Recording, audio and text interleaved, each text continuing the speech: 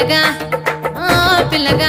యహో పిల్లగా ఎంకటేశు చూడకపోతుంటవో కానకపోతుంటవో నా పిల్లగా ఎంకటేశు చూడకపోతుంటవో కానకపోతుంటవో